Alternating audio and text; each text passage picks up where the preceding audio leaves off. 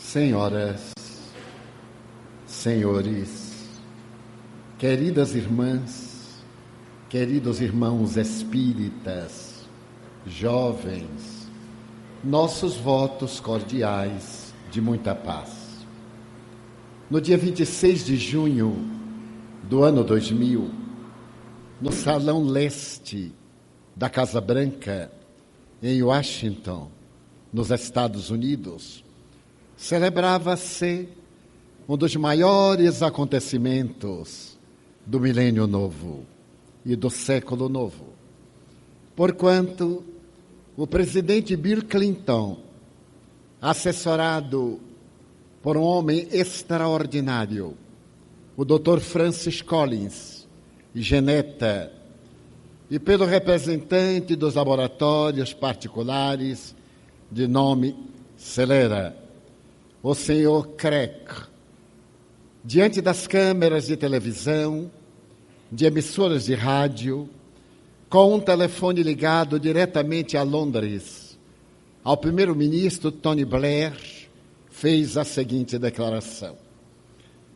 acabamos de apresentar o rascunho da decodificação do genoma humano. Trata-se da mais extraordinária realização do gênero humano. E graças a esse trabalho da engenharia genética, nós agora temos conhecimento da linguagem com a qual Deus construiu a vida. Essa declaração extraordinária do presidente Clinton saudava a era nova da decodificação do genoma humano, em cuja realidade podemos encontrar a história da vida desde os seus primórdios, há aproximadamente 2 bilhões de anos. Posteriormente, no ano 2003, foi apresentada a decodificação total e completa. E esse ano foi escolhido porque há 50 anos, naquela época, havia sido estudada e encontrada a hélice que constitui o DNA, por 2 notáveis cientistas que ganharam o Prêmio Nobel de Genética. Para entendermos o significado dessa conquista da engenharia genética, é necessário que meditemos um pouco a respeito do DNA.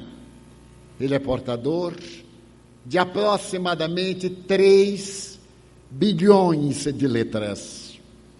E essas letras, que são símbolos genéticos, apoiam-se em bases de 4 estruturas. Esses 12 bilhões de sinais que constituem a história genética da criatura humana, se fossem lidos ininterruptamente, cada letra em um segundo, demorar-se-ia aproximadamente 51 anos. E se por acaso se colocasse essas letras em tipo de forma, umas sobre outras, nós poderíamos compor um edifício de 35 andares. Mas esse trabalho extraordinário foi realizado através de uma planificação, na qual 20 universidades do mundo e aproximadamente 200 cientistas preocuparam-se para poder entender o milagre da vida. Afinal, será a vida o fenômeno fortuito do acaso?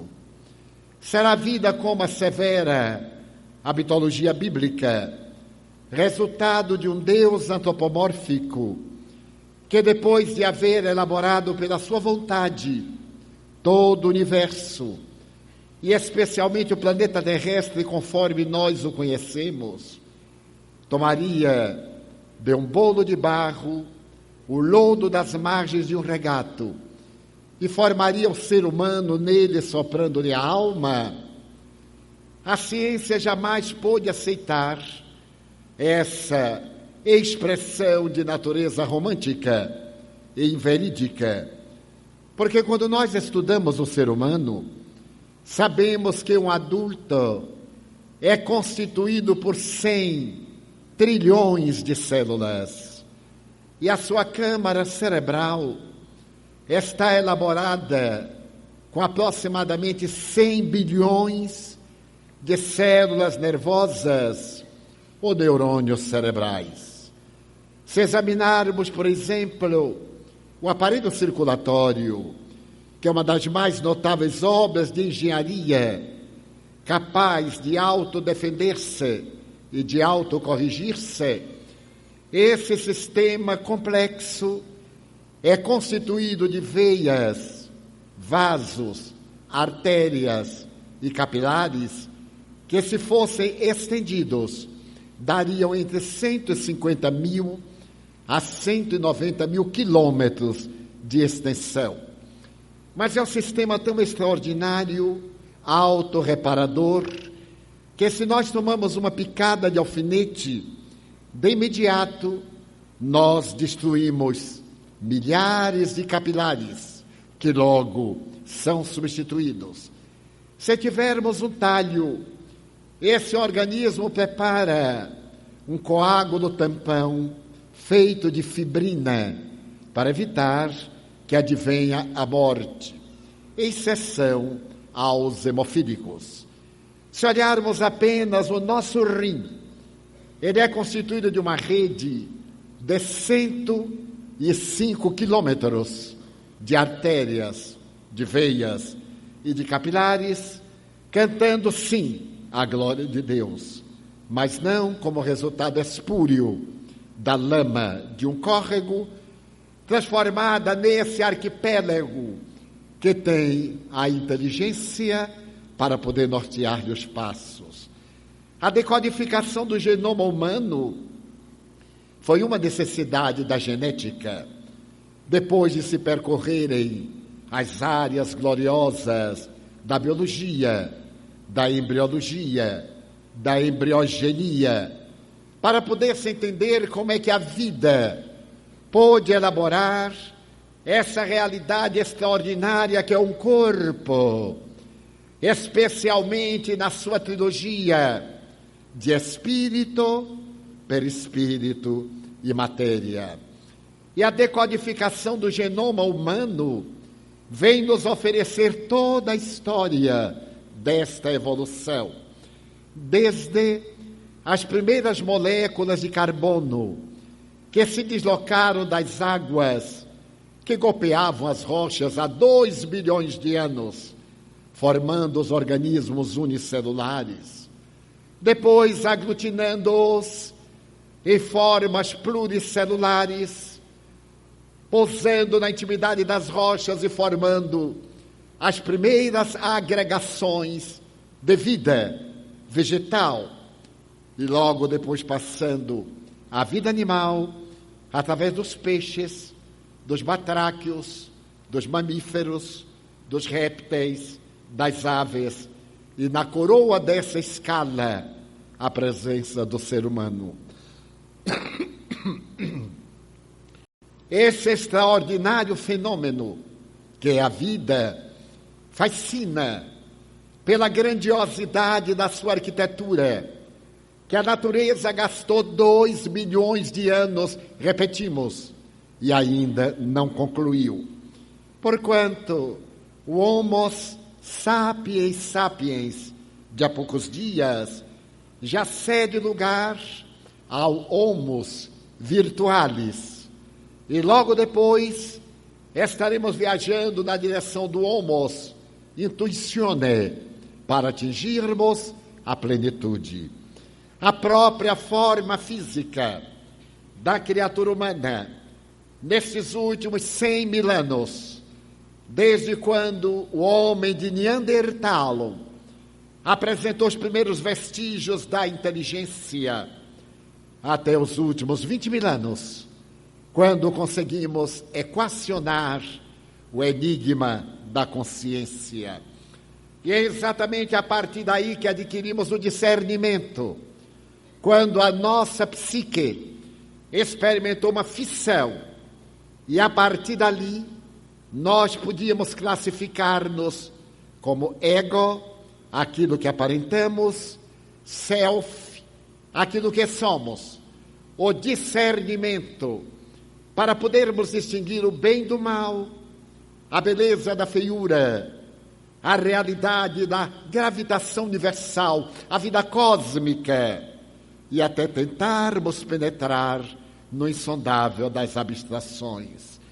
Então esse ser glorioso foi decodificado graças ao genoma humano. E aquele que é o pai do projeto, o Dr. Francis Collins, quando ouviu o presidente dos Estados Unidos dizer: agora nós sabemos a linguagem através da qual Deus fez a vida. Ele, que é um dos maiores cientistas do fim do século passado e deste milênio, anota que sentiu uma grande emoção, porque era elegante o cientista ser materialista.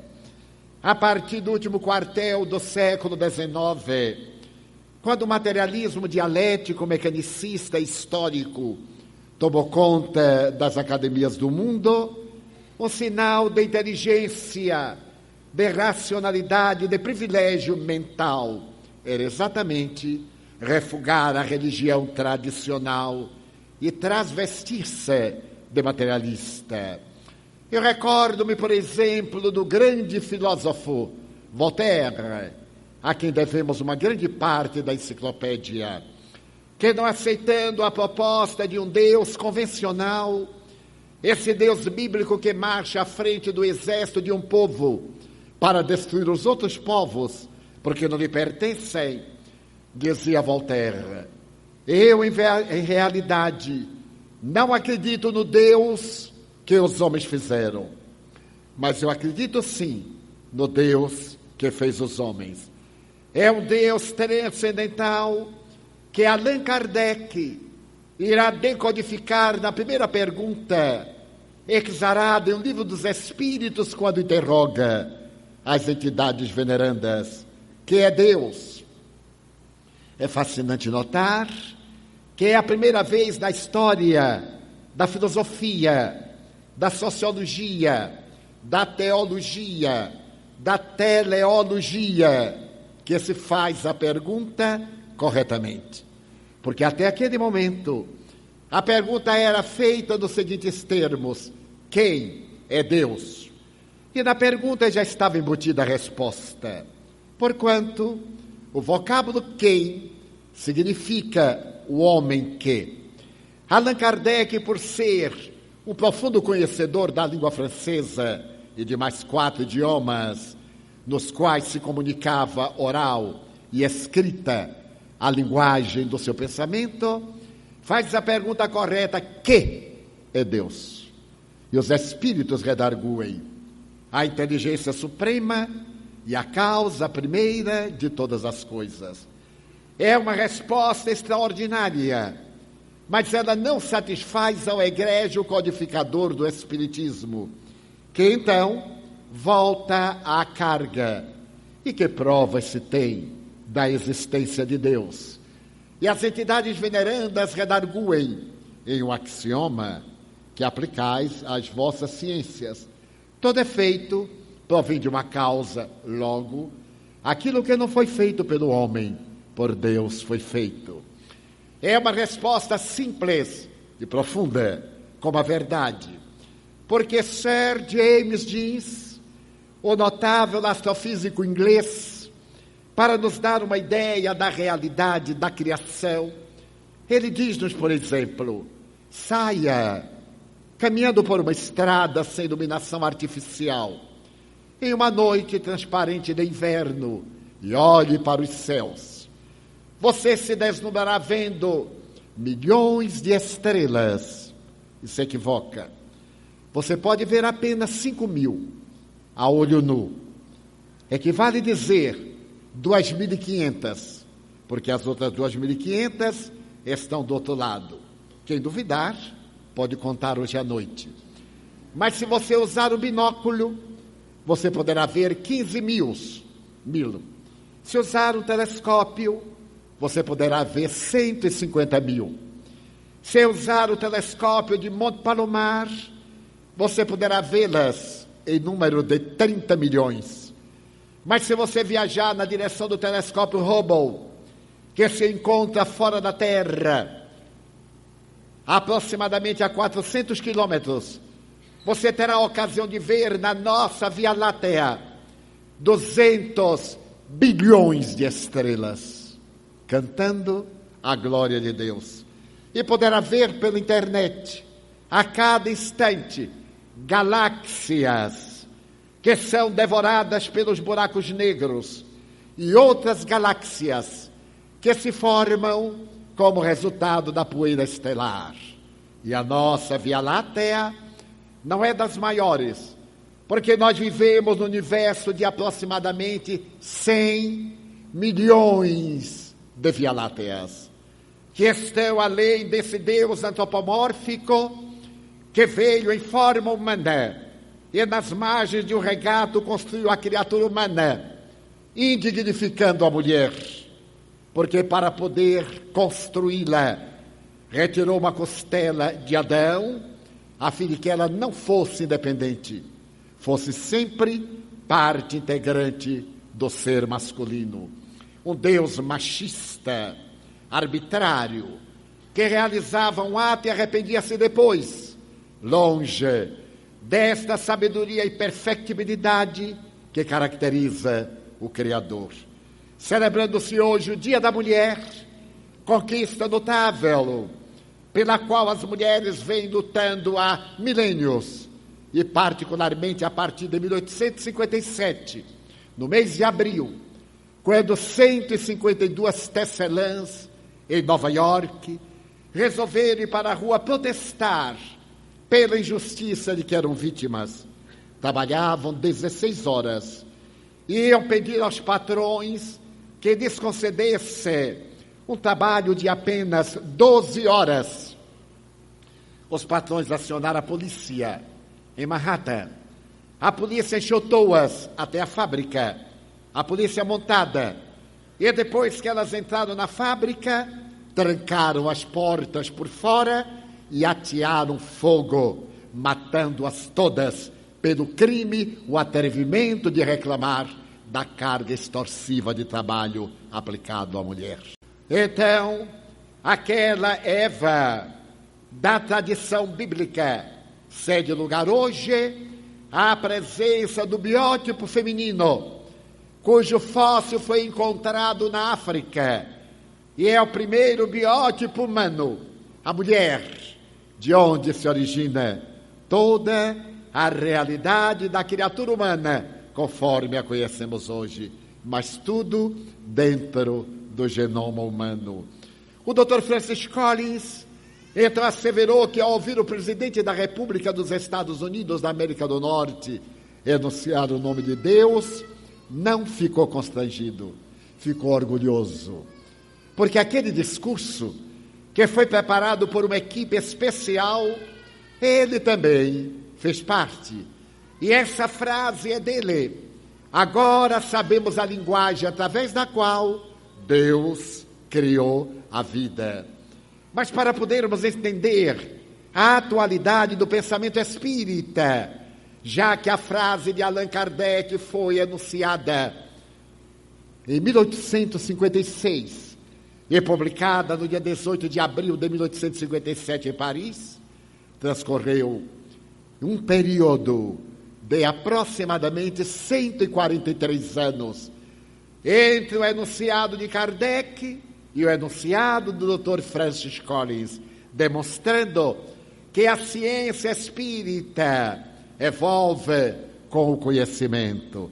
Como disse Allan Kardec, o espiritismo marcha ao lado da ciência, mas não se detém onde a ciência para. Vai além, porque a ciência estuda os efeitos e o espiritismo remonta às causas. E mais adiante, no dia em que a ciência provar que nós estamos errados em um ponto, abandonamos este ponto e seguimos a ciência. Nesses 143 anos, entre a apresentação do Livro dos Espíritos e o ano 2000, a evolução da ciência foi extraordinária. A física newtoniana transformou-se na física quântica nuclear ou física das probabilidades. A química avançou profundamente e oferece-nos hoje uma paisagem extraordinária. A psicologia, que estava adstrita ao tempo de Allan Kardec, a escola do materialismo, mais tarde, apresenta-se sob a angulação behaviorista, ou psicologia do comportamento.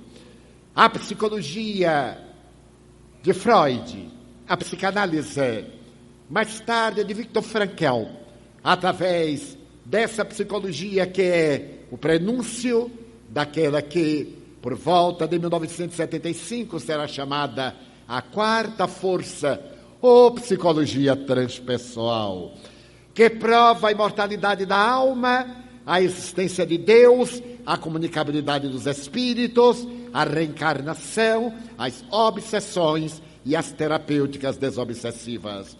Então a psicologia, ao lado da psiquiatria, evoluiu de tal forma que se tornou uma doutrina em uma escola que faz parte do seu conjunto absolutamente espiritualista, por que não dizer totalmente espiritista. Então o Dr. Francis Collins diz que ele mesmo era materialista. Ele havia estudado química, havia estudado física, depois foi estudar medicina. E é claro que, tendo nascido nos Estados Unidos, ele adotou temporariamente a doutrina do fundamentalismo protestante. Mas logo depois, ao adentrar-se pela universidade, divorciou-se da tradição e adotou o comportamento nihilista, o materialismo. Na sua condição de médico, ele compreendeu que a carreira médica é um sacerdócio. E nesse sacerdócio ele vivia atendendo os seus pacientes com uma infinita ternura, até um dia que uma paciente terminal, portadora de uma alta resignação, voltou-se para ele e perguntou-lhe: o doutor crê em Deus? E ele teve um choque, porque agora já era um adulto respeitável, já havia chegado à idade da razão, estava na maturidade. Então ele havia abandonado Deus, não disse nada à senhora para não deixá-la frustrada. Sorriu e começou a pensar: será que Deus existe? Será que as velhas tradições bíblicas resistirão, por exemplo, ao crivo da ciência contemporânea? E começou a investigar. Procurou pastores evangélicos, sacerdotes católicos, e apresentou-lhe as dúvidas dentro de um arquipélago do conhecimento cultural do último quartel do século XX.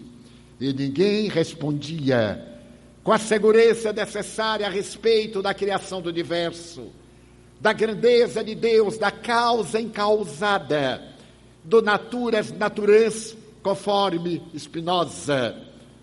Então, certo dia, conversando com o pastor, este foi muito honesto e disse-lhe: eu não tenho argumentos para poder discutir com o cientista, mas se o doutor me permite, eu sugiro que leia um livro que foi publicado no século XIX, de autoria de um protestante de Oxford, chamado Dr. Lewis.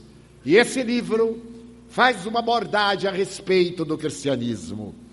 Ele certamente vai falar em torno de Deus, numa linguagem que nós outros não somos capazes de o fazer. E ele procurou o livro, e depois de uma caça nas bibliotecas e nos sebos, ele encontrou a obra do Dr. C.S. Lewis e foi ler o livro. Ao terminar o livro, ele estava perfeitamente identificado com Deus, porque o Dr. Lewis dizia já no século XIX que era necessário desumanizar Deus, colocar Deus como a causa original do universo, o continente, não o conteúdo. Já asseverava Buda, 550 anos antes de Jesus, só o universo, Deus e o espaço podem definir o espaço, o universo e Deus. Porque qualquer definição limita. Esse Deus é o infinito, é o absoluto. Ele não pode caber numa definição, porque passaria a ser conteúdo. Então, Dr. Luz, depois de reflexões profundas, assevera que existem no universo as leis, naquela época, do eletromagnetismo, da gravitação. Mas havia também uma outra lei, que ele chamava a lei de amor. E essa lei de amor tem um caráter universal. Até onde a nossa imaginação alcance, há uma lei de ordem, mesmo no caos. E depois que a física quântica demonstrou que são 4 forças que equilibram o universo, além do eletromagnetismo, da gravidade, a lei quântica forte e a lei quântica fraca, a lei de amor sobrepõe-se-lhes como sendo o grande comando. E esse cientista notável, que era o chefe de 50 outros cientistas específicos nesse trabalho de decodificação do genoma humano, proclama a sua crença em Deus e publica uma obra extraordinária, A Linguagem de Deus, onde narra todas essas perspectivas e os detalhes da pesquisa realizada na decodificação do genoma humano. Se nós dermos um salto quântico da linguagem do Dr. Francis Collins para o Espiritismo, veremos na obra básica da doutrina, que é o Livro dos Espíritos, dividido em 4 livros, que o terceiro dele, ou terceira parte, é dedicado à lei moral. A essa lei moral, que em determinados momentos o Dr. Lewis chama de amor, e em outros ele chama lei moral, uma ética universal. Então o Espiritismo precede ao Dr. Lewis, precede ao Dr. Francis Collins, demonstrando da terceira parte que é uma lei natural, que é a lei de amor. E Allan Kardec divide esta lei em 10 outras. A lei de conservação, a lei de destruição, conforme estamos vendo nesses dias tumultuados, de tsunamis, de maremotos, de terremotos, de destruição em massa. Essa lei funcionando, e que o Espiritismo explica de uma maneira incomparavelmente bela, quando Allan Kardec pergunta às entidades venerandas: que pretende Deus com a destruição? A transformação.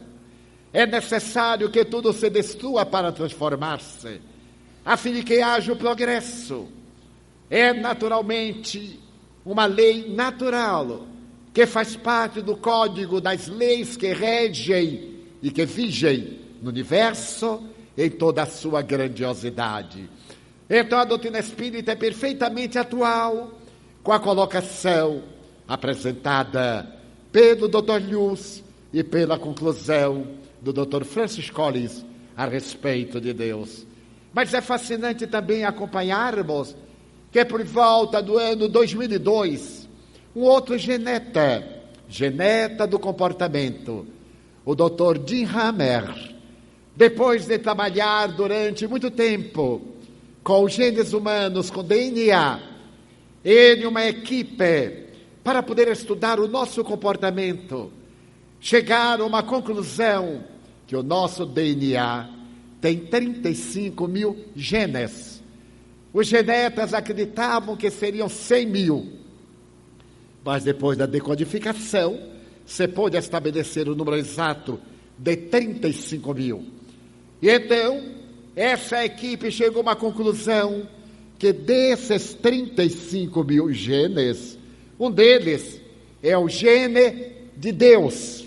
Isto é, Nós somos geneticamente, entre aspas, filhos de Deus, porque nós temos um gene que eles catalogaram, VMAT2. É o gene de Deus em nossa organização genética, demonstrando que somos de origem transcendental, de origem divina, que Deus está em nós, conforme as tradições das doutrinas mais recuadas do tempo, o Deus interno, o Cristo interno, o Logos de Platão. Então assevera o doutor de Hammer que a diferença entre uma criatura humana, que tem 35 mil genes, e um rato, é de somente 300 genes. Quando li isso, eu aí compreendi um dos enigmas de alguns políticos brasileiros. Faltam-lhes 300 genes. Eles têm aparência humana, falam como gente, tem tudo, mas faltam 300 genes. Então é natural que o crime, o suborno, a rapina, os depósitos dos paraísos fiscais sejam pela falta dos 300 genes. Mas é fascinante notar-se isso, porque todos nós sabemos que somos filhos de Deus, mas temos uma impressão recuada. Eu me recordo de uma experiência que eu vivi num período já algo distante, entre 16 e 18 anos, quando eu estava com uma problemática cardíaca muito séria, e tendo viajado aos Estados Unidos, de retorno, eu deveria passar pela cidade do México e proferir algumas conferências na capital e algumas outras em 2 cidades periféricas. E quando eu estava em Miami, eu contraí uma gripe muito forte.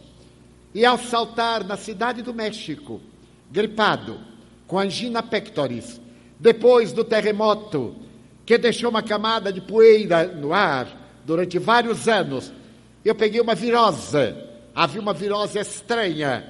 E como eu estava fragilizado, entre saltar do avião e chegar à aduana, eu peguei a virose. Eu estava com febre, cardíaco e virótico. E quase morto. Respirando com dificuldade. Por fim, quando eu cheguei do lado de fora, os amigos me esperavam, inclusive um cardiologista mexicano extraordinário, o Dr. Castellanos. Eu deveria estar muito pálido, porque todos disseram, Divaldo, você está passando muito mal. Eu digo, não, é porque eu não tomo sol. Desculpa de baiano. Não tomo sol, mas você não está bem. Ele me pegou e eu estava com péssima pulsação. Ele desejou levar-me para uma UTI, e eu recusei de imediato. Eu digo, eu vou cumprir a programação. Mas você não tem condições? Eu digo, tenho. São 10 da manhã. Até às 20 eu tenho 10 horas para me recompor. E dissuadio, tranquilizei os amigos, pedi que me levasse ao hotel, eu necessitava de repousar. Muito bem, quando eu vou repousar, a benfeitora espiritual Joana de Ângeles sugere-me uma medicina que eu mandei comprar e uma alimentação frugal. Depois que eu estava recostado, meditando, ela se me acercou e me disse, meu filho, você vai ficar aqui 5 dias e eu gostaria de escrever um livro aqui. Eu disse, por intermédio de quem, minha irmã? Por seu intermédio. Eu disse, mas a senhora quer me matar. Eu estou cardíaco, estou gripado, estou virótico. E a senhora ainda? Não, meu filho. É que nós tivemos uma experiência aqui na cidade do México, nos arredores, perto de Cuernavaca. E eu gostaria de escrever um pequeno livro em homenagem àquela reencarnação do fim do século XVII, começo do XVIII. Eu digo assim, não é possível. E é meu guia espiritual, quem já viu um guia desse? Bom, mas ali fiquei, fui à palestra, consegui desempenhar a tarefa, retornei, alimentei-me, e olhei para um lado, olhei para o outro, ela não estava. Eu logo me deitei e cobri a cabeça. Quando então eu vi a sua doce voz, vamos trabalhar, meu filho? Eu disse, meu Deus, mas é injusto. Levantei-me. E como aquele tempo eu carregava na minha pasta papel e lápis, hoje eu me utilizo de esferográfica, porque ela não admite que eu fale em escrever por computador. Ela recusa. Ele, mas minha irmã, se fosse no computador já saia direto. Mas você não merece. recebe a esferográfica, lê, corrige, digita, corrige, é karma. Muito bem. Então eu levantei-me fraco, débil, dobrei-me sobre a mesa e fiz um transe. O transe demorou 5 horas. Quando eu despertei pela manhã, eu estava suarento, eu estava melhor. E assim, cada noite, durante o dia eu repousava, depois da conferência ela escrevia. Por fim, no 6º dia, eu estava de retorno a São Paulo, Salvador, quando ela me disse, hoje eu vou dar o prefácio. Eram 4 da manhã. Ela deu o prefácio e autorizou-me a ler, porque os Espíritos me permitem ler, para que o meu inconsciente não vá perturbar-lhe. Eu não tomando conhecimento, não elaboro nada. Mas aí eu li. É um pequeno livro que se chama Filho de Deus. E o livro começa dizendo mais ou menos assim, tu és filho de Deus, tu és herdeiro do universo. Eu fiquei tão emocionado. Eu sabia que era filho de Deus, mas eu não tinha certeza se era filho legítimo, porque me acontecia tanta dor, tanta prova. Mas que pai é esse? Muito bem, mas aí eu fiquei entusiasmado, abri a janela do 24º andar do edifício em que estava hospedado. A cidade do México dormia, uma névoa cobria os edifícios que estão descendo numa região pantanosa. O céu de estrelas, aquela paz, a plenitude, a cidade que desperta. E eu fui lendo a mensagem, ela ao meu lado, na sacada da janela. E quando eu terminei de ler que eu era filho de Deus e que eu era herdeiro do universo, eu estava chorando de alegria. Então eu não pude sopitar uma pergunta. E disse-lhe, indagando, minha irmã, quer dizer que eu sou herdeiro de Deus? É, meu filho, você é filho dele. Então é herdeiro de Deus. Eu me entusiasmei e dei a maior baianada da minha vida. Eu disse, eu sou filho de Deus e herdeiro dele. Tudo isso aqui é meu. Eu sou herdeiro do universo. É, meu filho. A pergunta fatal. E quando é que eu vou herdar tudo isso? Ela disse, quando Deus desencarnar. Eu estou esperando. Muito bem. Mas é a glória de Deus. O Dr. Jim Hammer vem dizer que nós temos o gene de Deus. E é graças a esse gene de Deus que o amor encontra-se íncito em nosso coração. Então a atualidade da doutrina espírita, frente às mais audaciosas ciências, é profundamente comovedora, porque Sir James Jeans escreve com mão forte. Nós, os cientistas, pensávamos que o universo era uma máquina, mas cada vez que nos adentramos na estrutura do universo, nós nos damos conta de que o universo é um grande pensamento. Einstein tinha ocasião de dizer que este universo era finito. Ele possui uma borda, então ele expandia-se e retraía-se. Da mesma forma que a luz das estrelas viajam na direção dessa borda, quando chega ali, ao abismo pré e pós-universo, há um impedimento e essa luz retorna, produzindo os quasares azuis. Então, esse universo que é um grande pensamento, na palavra sábia do doutor, que é um profundo conhecedor da astrofísica, Sir James Jeans, está perfeitamente dentro da palavra sábia dos espíritos imortais. É a causa primeira, a inteligência suprema do universo. Então o universo é uma onda mental que sai da divindade, para usar uma expressão, algo acessível, e que se expande e retrai infinitamente. Então outro cientista inglês, em 1967, o Dr. Firsoff, escreveu a seguinte frase: eu encontrei o Espírito. O Espírito para mim é igual à gravidade e à eletricidade, como energia pensante. Posso dizer que o Espírito É esta realidade que faz semelhança com a eletricidade, a gravidade, reticências, e que pensa. Utilizo-me da palavra inglesa mind, mente, para dizer que o espírito é constituído de mindons, partículas de mente. Então, essa definição notável desse cientista está perfeitamente dentro do Livro dos Espíritos. Quando Allan Kardec interrogou da questão de número 23, que é o espírito, é o princípio inteligente do universo, mente. Esse princípio inteligente do universo abre-nos o espaço para reflexões. Então, no universo existem 3 princípios: Deus, espírito e matéria. Deus, a causa, o espírito, o princípio inteligente, e a matéria, o princípio no seu processo de evolução, constituindo a trilogia da realidade universal. E mais tarde, quando Allan Kardec volta a perguntar: que são os espíritos? São seres que habitam o mundo além da matéria. Então, a doutrina espírita é portadora de uma atualidade gloriosa, especialmente na área da psicologia, quando nos encontramos aturdidos com os transtornos que tomam conta da nossa vida, com os desafios, com as dificuldades, com as problemáticas, particularmente com a depressão, que é de natureza pandêmica. Vivemos uma hora em que as estatísticas chegam a dizer que em cada 10 indivíduos, 3 são depressivos. 3 já foram depressivos.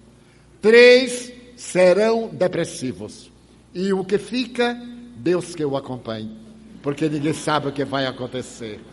A depressão se tornou de natureza pandêmica e até se tornou chique. Quando nós encontramos alguém na rua perguntando: você está deprimido? Faz terrivelmente. Eu também. Então é elegante ser depressivo. E por quê? A doutrina encarregada da área psíquica, seja a psiquiatria, seja a psicologia, vai estudar os fatores de natureza endógena, a hereditariedade, as doenças infecto-contagiosas, as sequelas das doenças infecto-contagiosas e aquelas exógenas, as externas, os distúrbios psicossociais, as perdas, os problemas da afetividade, as questões que dizem respeito aos relacionamentos, a ansiedade, o medo, a solidão, que são os 3 algozes da atualidade. Eu tenho certeza que aqui no auditório deve ter umas 50 pessoas solitárias, que apesar de estar na multidão, sentem-se solitárias. E nós temos solidão a 1, solidão a 2, solidão na multidão. E é porque isso ocorre? Por causa do nosso egoísmo, daquela divisão. Porque se nós fôssemos solidários, não seríamos solitários. Porque o solitário deseja que venham até ele, mas ele nunca está disposto a ir até o seu próximo. Porque quando nós saímos do ego, na direção do si, do próximo, deixamos a solidão de lado e já estamos acompanhados pelo bem que podemos fazer. Porque a proposta psicológica da finalidade da existência do ser humano na Terra é amar e, consequentemente, servir. Então, a psicologia espírita é que vai explicar que, ademais dessas causas internas, externas, desses fenômenos psicossociais, há um fator que é o próprio espírito encarnado. A Organização Mundial de Saúde declara: não existem doenças, existem doentes. E doente é o espírito devedor que traz embutida no inconsciente a culpa, que se manifesta de maneiras peculiares, complexos de inferioridade, timidez, ansiedade, medo, solidão, como consequência dos nossos atos passados, dos atos desta ou de existências transatas. E graças ao mal que nós praticamos, e ainda continuamos a praticar, aqueles que nos não perdoaram vêm ter conosco e cobram-nos, porque é da lei das afinidades, onde está o devedor, aí está o cobrador, exigindo-nos reparar o mal que fizemos, ou através do sofrimento, ou através do bem que possamos fazer. Por isso a doutrina espírita proclama, como psicoterapia preventiva, ame, porque quem ama não adoece. Quem ama tem doença. Chico Xavier, cujo centenário celebraremos a partir do dia 2 de abril, já em festas o mundo com esse homem especial, ele nunca foi doente. Ele tinha doenças, porque era um espírito saudável em um corpo marcado pelas vicissitudes. Porque desde a infância seu ventre esteve cravado por garfos. E as feridas foram tantas que mais tarde, adulto, ele teve que submeter-se a uma cirurgia delicada para poder reparar os danos que uma madrasta e madrinha lhe havia aplicado na infância, entre os 4 e os 6 anos de idade, quando sua mãezinha desencarnara. As entidades do mal perversas utilizavam daquela senhora gentil e psicopata, obsidiada, para surrá-lo diariamente, e depois de o surrar, cravar-lhe o garfo, e se ele tirasse, ela introduzia novamente, dizendo que ele precisava daquilo para afastar Satanás, que se encontrava perturbando. Então esse homem venerando, apóstolo da mediunidade, é um exemplo de alguém que nunca foi doente. Ele tinha uma vista com um problema muito grave durante 60 anos. E em 1965, ele foi visitar José Arigó, acompanhado com o médico Dr. Valdo Vieira, na época, seu parceiro de mediunidade. E ali, incorporando em Arigó, o Dr. Fritz disse a Chico Xavier, você quer que eu opere o seu olho? Eu coloco você bom dentro de 5 minutos. E Chico disse assim, não, meu irmão, isto aqui é uma necessidade de um resgate. Se o irmão me operar, eu fico bom do olho, mas a dívida continua, e ela vai me aparecer em outro lugar. Aí não adiantou nada, eu vou ter uma doença nova, deixe essa que eu já estou acostumado. E deixou, porque ele não era um espírito doente, mas ele necessitava daquela purgação, em razão de débitos pretéritos. E quando eu estava com a minha problemática cardiológica, estando dia na vida dos pássaros pretos sentado ao seu lado, ele me perguntou com toda a descrição, evangelho na mão, era a hora da leitura ali no bairro Modesto, ele perguntou-me assim, Divaldo, eu soube que você está casado, é verdade? Eu disse, não, Chico, isso foi em 1978, mas eu tenho certeza que você está casado, Divaldo. Ele disse, ai meu Deus, vai ver que eu me casei em transe, porque esse Chico está dizendo, eu casei. Eu digo, olha, Chico, se eu casei, eu não me lembro. Ele disse, você está casado, porque eu também estou. Aí eu vi que era uma anedota. E eu sou bígamo. Você é muito feliz, porque você está casado com Dona Angina. E ela está, né, meu filho? Porque mulher é assim. Eu me refiro às boas mulheres. Elas são assim. Agora eu tenho 2 mulheres, Dona Angina e Dona Catarata. Quando as 2 resolvem abraçar-me, eu digo, paz, calma, devagar, uma a uma. Então nós sorrimos imensamente, porque esse ser notável não era um doente, ele tinha doenças. Madre Teresa de Calcutá, octogenária, com marca-passo, o Papa lhe pede que não saia da intimidade do Vaticano, para que sua vida seja mais larga. O Papa João Paulo II, e ela sai à noite escondida para atender as mulheres equivocadas e os gays à volta das muralhas do Vaticano, entregues à dissolução, àqueles pervertidos. Então, ela tinha doença, mas não era doente. É por essa razão que a doutrina espírita proclama a caridade, Porque como psicoterapia preventiva, o amor equipa-nos de valores para ressarcirmos o mal que fizemos através do bem que podemos fazer. Porque todo bem anula o mal, é o peso positivo. Não estamos na terra para sofrer. É como dizer assim, eu estou carregando o meu karma. Eu ouço a espírita dizer isso. Primeiro, a palavra karma não é espírita, é uma palavra sânscrita do hinduísmo. E Allan Kardec, com muita sabedoria, não a utilizou. Porque o karma representa débito-pagamento. A pessoa deve, tem que pagar. Mas na visão espírita é lei de causa e efeito. Eu tenho uma causa que desencadeia um efeito bom ou mal. Através de novas causas, eu estou desencadeando novos efeitos. Se eu desencadeei um efeito negativo e agora eu produzo efeitos positivos, eu anulo aquele, de tal forma que eu posso ressarcir as minhas dívidas através do sublime contributo do amor. Então, Allan Kardec propõe a caridade. Mas quando falamos caridade, a palavra está tão gasta que logo nos ocorre a caridade material. Dar uma moeda ao flanelinha da rua, dar uma moeda a alguém que está no semáforo. Mas não é por amor, é para nos vermos livres, para lavar a consciência. Porque ao invés de darmos essa moeda ao menino da rua que vai fumar ou vai cheirar crack, se nós dessemos a instituições de benemerência, para que as instituições colaborem e evitem que eles voltem à rua, que caiam nas mãos da máfia do crack, ou de pais ou de exploradores que as alugam, colocam na rua e ficam de longe para tomar os proventos que nós contribuímos mantendo a miséria, quando a nossa proposta é libertar da miséria. É por isso que a doutrina espírita proclama a educação, não o paternalismo, a educação.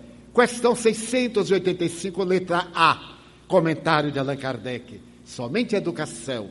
Mas não a educação que se adquire pelos livros, aquela que tem a ver com os atos morais. Essa educação moral, a educação do exemplo, a educação do lar, a educação que liberta da ignorância, a educação que dá a visão profunda da vida, é a maior adversária da impiedade e do materialismo, da crueldade e do materialismo. Então a doutrina espírita proclama a caridade, que é o amor na sua expressão mais elevada. Viajemos um pouco através da imaginação. Era uma tarde maravilhosa, era o mês de Nisan, primavera em Israel.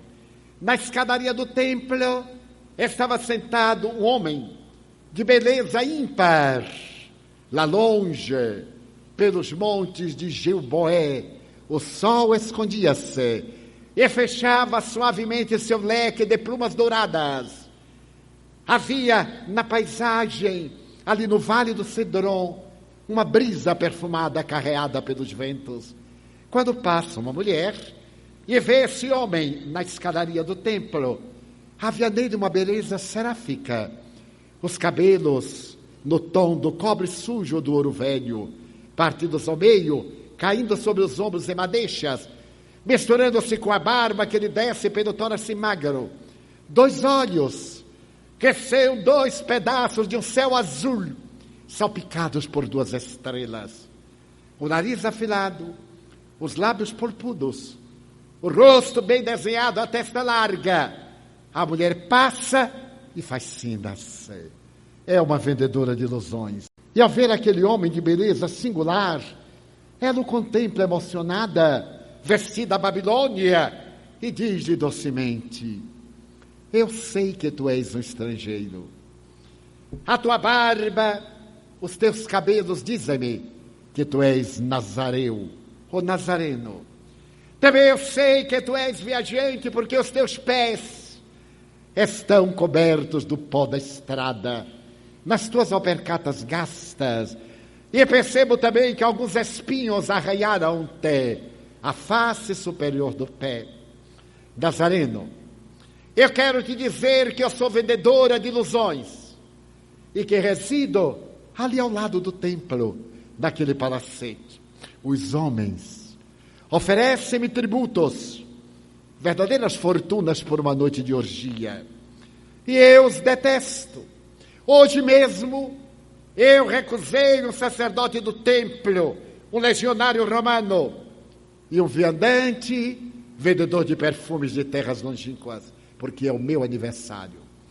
Então eu impus que serei eu quem vai procurar alguém para poder proporcionar uma noite de venturas. E elejo-te a ti. Tu virás, Nazareno, eu não te cobrarei nada. Eu te convido para que nesta noite do meu aniversário vás à minha casa como convidado especial para embriagar-te de prazer, de luxúria e de plenitude. Tu virás? O Nazareno olhou aquela mulher. Era uma flor que surgia no Pantanal, mas era uma flor que desabrochava perfume. E respondeu-lhe com ternura: hoje eu não posso, ó Nazareno. Tu não me entendeste. Eu não te cobrarei nada. Eu mandarei uma escrava bailar nua diante de ti, uma escrava da Núbia. Colocarei os tambores surdos à tua volta para criar um ambiente de sensualidade. Mandarei acender as piras, nas quais arderão perfumes, incenso, mirra e óleos especiais. Depois, eu mesma lavarei os teus pés numa bandeja de prata, com sândalo, e os enxugarei com meus longos cabelos. E não te cobrarei nada. Tu virás? O Nazareno levantou-se. Era um homem de 1,78 m de altura, magro. O olhar transparecia doçura. Havia um estranho magnetismo nesse homem. Ele então lhe disse com ternura: perdoa-me, mas hoje eu não posso. Ó Nazareno, já que tu não desejas ir à minha casa para ter comigo a comunhão dos sentidos, eu te suplico, vem à minha casa de meretriz, deita-te no meu triclínio e deixa-me contemplar a tua figura plácida, para que eu possa dizer mais tarde que um dia um homem que era belo como a natureza e doce como favo de mel passou pela minha casa de pecadora e não me tornou mais desventurada. Tu virás? Hoje eu não posso, mas eu te prometo, um dia que não está longe e que não está muito perto, eu atenderei o teu convite. Eu te prometo. E ela, agora ferida nos seus brios de mulher, meneou a cabeça e disse: hoje ou nunca. Se tu não vem hoje, não voltes nunca mais. E erguendo a cabeça orgulhosa, saiu, tilintando os metais preciosos que carregava nas pernas, nos braços, e desapareceu na esquina do templo. 2 anos depois, era a primavera em Jerusalém. Um homem singular, puro como uma labareda de fogo e nobre como uma espada nua, estava falando à multidão.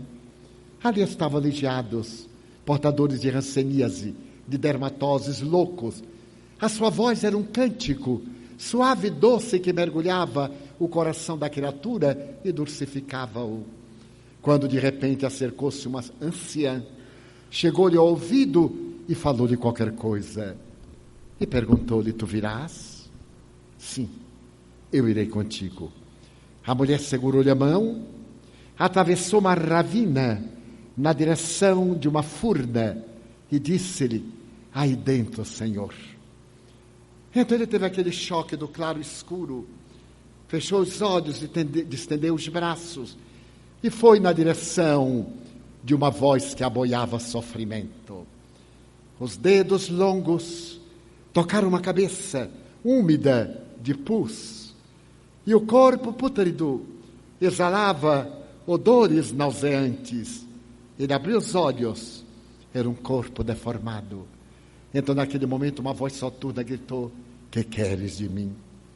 Se vieste comprar perfume, foge, eu já não os tenho para vender. E se vieste por compaixão, deixa-me morrer. É tarde demais. Se eles souberem que estiveste aqui com a leprosa, eles te apedrejarão. Foge. Eu agradeço que alguém teve compaixão da desgraçada e veio na sua furna. Que vieste fazer? E chorava. Então, acariciando-lhe a cabeleira empapada de pus, a doce voz lhe disse: um dia tu me convidaste para ir à tua casa, e eu te disse depois que um dia eu atenderia ao teu convite. Aqui eu estou. A mulher percebeu, identificou a voz, ergueu a cabeça, limpou os olhos, 2 feridas, os lepromas na face, os dedos recurvados. Oh, Nazareno belo, por que demoraste tanto? Eu te esperei nesses 2 anos, alucinada. Nunca eu pude esquecer-te. Eu coloquei na janela da minha casa uma lâmpada acesa à noite, para que ela apontasse o teu caminho por onde tu virias, e tu não vieste nunca. Agora é tarde. Foge. Deixa-me morrer. Eu te agradeço porque vieste, mas agora é tarde. Vê-me o que me fizeram os homens. Sou toda podridão. Foge. O Nazareno dobrou-se e ele disse suavemente: não posso. Eu te disse que um dia eu viria ter contigo, aqui estou. Ergueu-a nos seus braços fortes, estreitou-a no seu tórax magro, e saiu a claridade do dia. Aquele corpo em frangalhos. A mulher envergonhada tentou cobrir os olhos. E ele lembrou-se que naquele diálogo de Jerusalém, ela havia dito esta frase: perdoa-me, mas eu assim procedo, porque vejo nos teus olhos uma estranha chama e te amo. Ao lembrar-se da frase, carregando-a, ela ocultando as chagas da face, ele tirou-lhe a mão e sorriu para ela e disse-lhe: não me censures, mas agora eu vejo nos teus olhos uma estranha chama e assim procedo porque te amo. Já que o teu corpo não serve para nada, dá-me tua alma. Ergo bonus pastor sum. Eu sou o bom pastor, e aquele que confia em mim, mesmo morrendo, viverá. Dorme. A meretriz recolheu-se nos braços de Jesus e adormeceu para despertar na eternidade. 2 milênios depois, a nossa sociedade rica, de ciência e de tecnologia de ponta, e ferida pela convulsão dos instintos, pela sexolatria, pela toxicomania, pelo alcoolismo, pelos fatores de perturbação psicossocial, pelas obsessões dilaceradoras, cuja terapia curadora ainda é o espiritismo, esta mesma sociedade, a semelhança da mulher equivocada, repete, porque até há pouco dizíamos: vem Jesus, a nossa igreja, nós te damos tapetes de veludo e perfumes, entre póides de ouro. Venha ao nosso templo, Senhor, para que experimentes o prazer e a glória. E ele disse depois: um dia, hoje, ele está de volta na figura do Consolador, na condição dos Espíritos, que a semelhança de estrelas caíram sobre a terra na grande noite e provocaram um amanhecer de bênçãos, e diz: aqui estou, vinde a mim, pois, todos vós que estáis cansados e aflitos, e eu vos aliviarei. Tomai sobre vós o meu fardo, recebei o meu jugo. Suave é o meu jugo e leve é o meu fardo. Vinde a mim. Ó Jesus, naquele 26 de junho, o homem mais poderoso do mundo dizia que sabia agora a linguagem pela qual Deus criou a vida. Estes teus discípulos, da última hora, repetimos que a linguagem de Deus é o amor. Vem ter conosco nesse momento de tumultos e de paixões, de angústias e de desespero. Por mais tenebrosa que nos pareça a noite, Jesus é a estrela do amanhecer. Por mais terrível pareça a carga que está sobre nossos ombros, Jesus é o libertador. A doutrina espírita chega até nós como o consolador que Ele prometeu, não como solucionador dos nossos problemas, cuja solução nós deveremos dar sob a sua inspiração. É, portanto, um momento de muita dificuldade, de queixas, de incertezas, de medos, de mágoas, de ansiedades. Mas apesar dessas condições, é também um momento de glória. Nunca houve na terra tanto amor como hoje. Nunca tantos se preocuparam com outros tantos como agora. Então, façamos uma pausa nessa corrida desembalada, desesperada das nossas aflições, para valorizarmos essa linguagem de Deus em nosso corpo e dizermos: Senhor, enquanto a maioria grita, esbraveja, reclama, protesta, eu quero dizer-te que eu amo a vida. Quero dizer-te que eu amo o amor.